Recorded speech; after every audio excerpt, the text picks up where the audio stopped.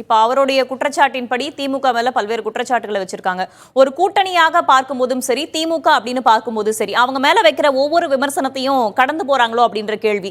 இன்னொரு முக்கியமான விஷயம், வேங்கை வயல் அப்படின்னு குறிப்பிட்டே அவங்க மேடையில சொல்லியிருக்காங்க. அந்த மாதிரியான ஸ்பெசிபிக்கான சார்ஜை கூட திமுக கடந்து போயிடுதோ? அதாவது மக்கள் விரோத திமுக ஆட்சி மைனஸ் ஆகிவிடும் என்று சொல்லிட்டு ஆதாவ அர்ஜுனா சொன்னது என்பது சொப்பனத்தில் விஜய் சொன்னார். ஆமாம், விஜய் சொன்னது சொப்பனத்தில் கண்ட அரிசி சோத்துக்காகாது என்ற அந்த பழமொழியை தான் எனக்கு ஞாபகப்படுத்தியது.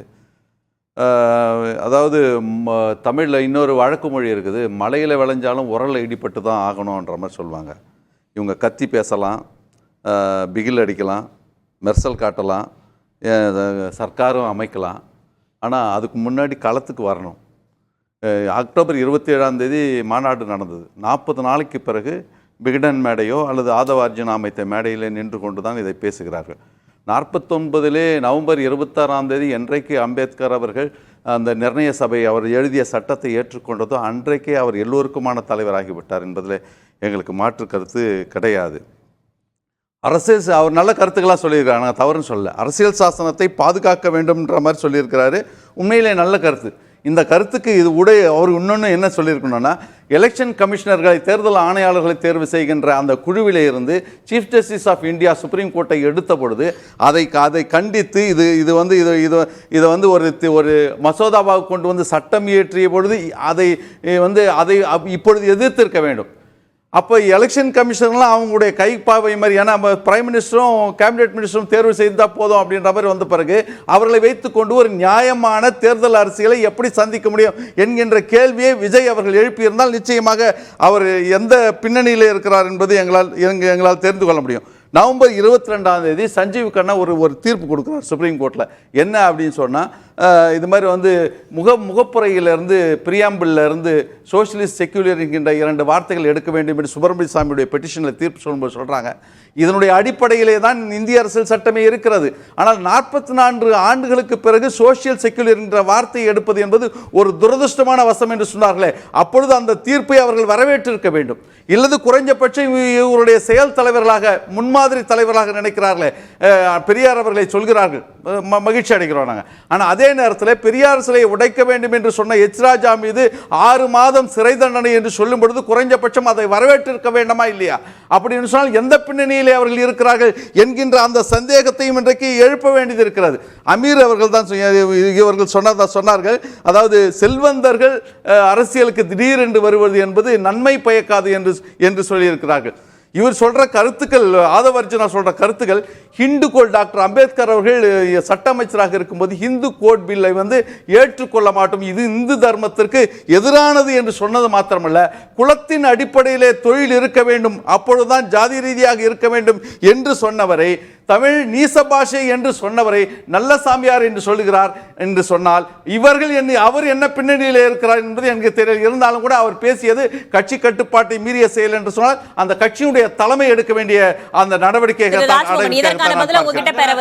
பத்தி அந்த மேடையில் அவர் சொன்னதுடைய முழு நோக்கத்தை நீங்க புரிஞ்சுக்கணும். ஒரு சில நல்ல சாமியாரும் இருக்கிறாங்க, நிறைய போலி சாமியார் வந்துட்டாங்க என்ற ஒரு லைன் அவர் கோட் பண்ணார். அவர் சொன்னதுல என்ன தவறு? ஒண்ணு. ரெண்டாவது, இப்ப சங்கராச்சாரியார் நல்ல சாமியார் சர்டிபிகேட் கொடுத்தது கொந்தளிப்பதை இல்ல, கொந்தளிக்கிறது இல்ல சார், பேசலாம். Okay sir, okay sir. உங்க பாணியில சொன்னீங்கன்னா நானும் எங்க பாணியில சொல்ல வேண்டியது. Noted sir. ஆமா. புட்டபர்த்தி சாய்பாபாவை வீட்டில் சந்தித்து வாட்ச் வாங்கினது யாரு? அவர் வீட்டுக்கு இவர் கலைஞர் போனாரா? கலைஞர் வீட்டுக்கு வந்தாரு மரியாதை நிமித்தமாக. குன்றக்குடி அடிகளார் பெரியார் வீட்டுக்கு போகும்போது காலையில எழுந்து விபூதி எடுத்து கொடுத்தாரு. அதுதான் நாகரிகம், அரசியல் நாகரிகம் சார். குன்றக்குடி அடிகளாரும் புட்டபர்த்தி சாய்பாபாவும் தீகாவால் விமர்சிக்கப்படாதவர்களா? புட்டபர்த்தி சாய்பாபா விமர்சனத்துக்கு அப்பாற்பட்டவரா? புட்டபர்த்தி சாய்பாபா மரியாதை நிமித்தமாக சந்தித்ததை போல ஒரு ஃப்ளோ ஆஃப் ஸ்பீச்ல ஒரு காயின் பண்ற ஒரு பைனரியா காயின் பண்ற இடத்துல அவர் ஓமையா அதை சொன்னார்.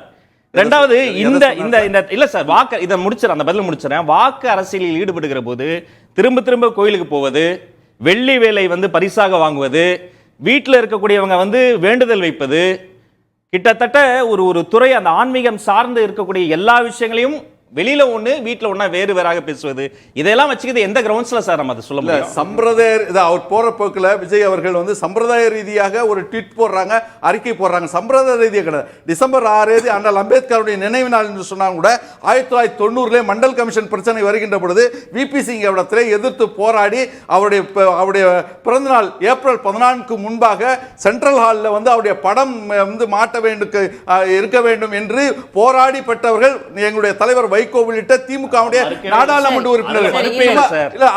அது ஒண்ணு. ஜூலை 15ஆம் தேதி காமராஜருடைய இதுக்கு வந்து பிறந்த நாளுக்கு மாலை போட்டு விட்டு போகவில்லை, அவருக்கு மணிமண்டபம் கட்ட வேண்டும் என்று கன்னியாகுமரியிலே பெரிய போராட்ட குழு அமைந்த பொழுது எங்களுடைய தலைவர் வாஜ்பாய் இடத்துல சொல்லி திமுக எம்பிக்கள் உள்ளிட்டவர்கள் சேர்ந்துதான் அந்த மணிமண்டபத்துக்கான அந்த ஒப்புதலை உத்தரவினை பெற்று தந்தார்கள். ஏன்னா கோஸ்டல் ஜோன் ரெகுலேஷன் ஆக்ட் அவர் கேட்டதுக்கான எதிர்வினையா சுகுணா இடையூறு.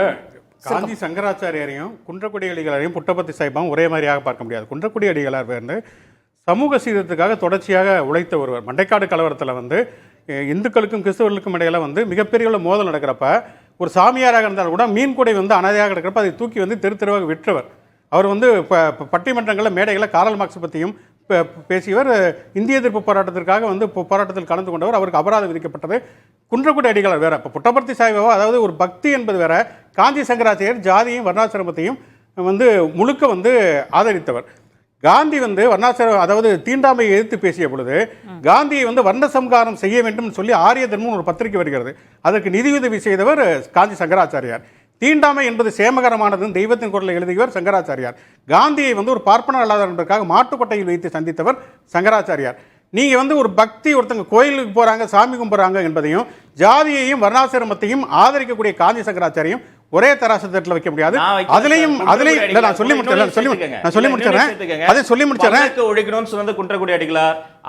அவருடைய இருப்பை பற்றி அவருடைய உயரம் அவருடைய சிறப்புகள் சொல்லி மாளாது எல்லாம் ஓகே.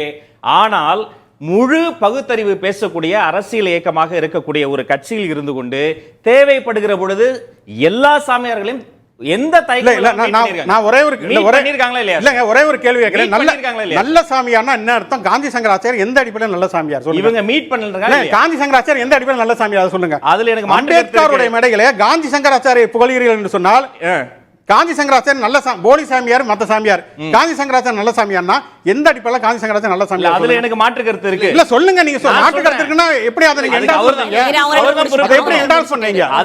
காந்தியை மாட்டுக்கொட்டையில் சந்தித்த ஒரு விதவை பெண்ணாக இந்திரா காந்தியை வந்து திரைச்சீலை கட்டி சந்தித்த காந்தியை வந்து வர்ண சம்காரம் செய்ய வேண்டும் என்று சொல்லக்கூடிய சங்கராச்சாரியர் நல்ல சாமியார் அம்பேத்கர் விழா சொன்னீங்கன்னா அது என்னங்க அம்பேத்கர் விழா?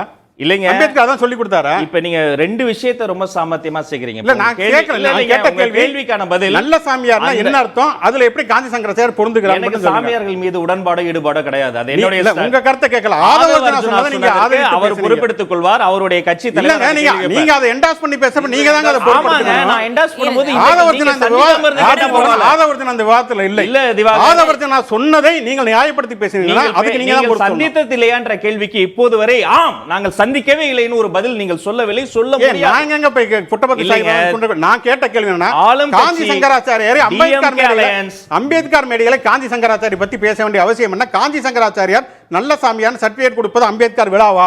அம்பேத்கர் விழாவில் அம்பேத்கர் அதை தான் சொன்னார். அம்பேத்கர் விழாவில் அம்பேத்கர் பத்தியே பேசல. நீங்க ஃபர்ஸ்ட் சொன்னீங்க விசா. நான் கேட்ட கேள்விக்கு பதில் சொல்லுங்க. நல்ல சாமியார் காந்தி சங்கராச்சாரியர் என்ன அர்த்தம்? ஆதவர்ஜுனா எனக்கு அந்த உடன்பாடு இல்லைங்க. ஆனா நான் சொல்றேன் அம்பேத்கர் மேடையில் பேசியதற்காக இவ்வளவு கோபப்படுகிற நீங்கள், கேள்வி கேட்கிற நீங்கள், ஆட்சியில் அதிகாரத்தில் 3.5 ஆண்டுகளாக இருக்கிற பொழுது சாமியார்களை அவங்க சந்திக்கலையா? சரி நான் கேட்கிறேன். இப்ப ஆட்சியில் அதிகாரத்துல வந்து திமுக வந்து மன்னர் ஆட்சி அப்படின்னு ஆதவர்ஜுனா வந்து விமர்சிக்கிறார் இல்லையா?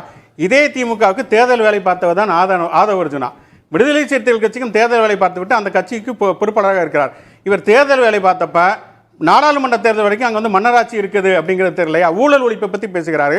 இதே ஆதவர்ஜுனா ஒரு 4 நாளைக்கு முன்னாடி ஜெயலலிதாவுடைய நினைவு தினத்துக்காக அவரை வந்து புகழ்ந்து ஒரு பதிவை போடுகிறார். தமிழ்நாட்டில் சொத்து குவிப்பு வழக்குக்காக ஊழல் வழக்குக்காக உள்ள போன ஜெயலலிதாவை வந்து நினைவு கூர்ந்து பாராட்டி ஆதவர்ஜுனாவுக்கு ஊழலை பற்றி பேசுவதற்கு என்ன தகுதியும் அருகதையும் இருக்கு. அதனால தான் சொல்றேன் ஆதவர்ஜுனாவை பொறுத்த வரைக்கும் அவருக்கு எந்த விதமான கருத்தியலோ எதுவும் அவர் சொல்லுகிறார் குடும்ப பின்னணியிலிருந்து ஆரம்பித்து ஜாதி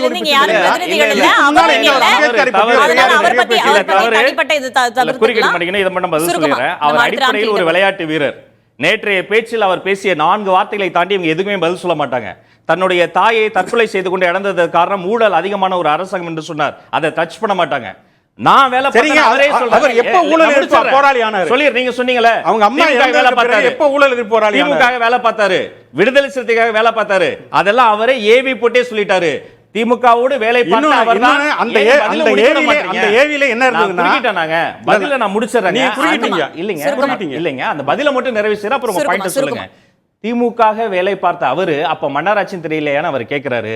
வேலை பார்த்த காரணத்தால் தான் நான் சொல்கிறேன். அது முழுக்க முழுக்க மன்னராட்சி என்பதை உணர்ந்து தான் இப்ப இன்னைக்கு ஒரு பொலிட்டிக்கல் ஸ்டாண்ட் எடுத்திருக்காரு. நீங்க சொல்லுங்க. இது வந்து மன்னராட்சி மக்களாட்சி அப்படின்றதே ஒரு கேள்விக்குறியா தான் இருக்கு.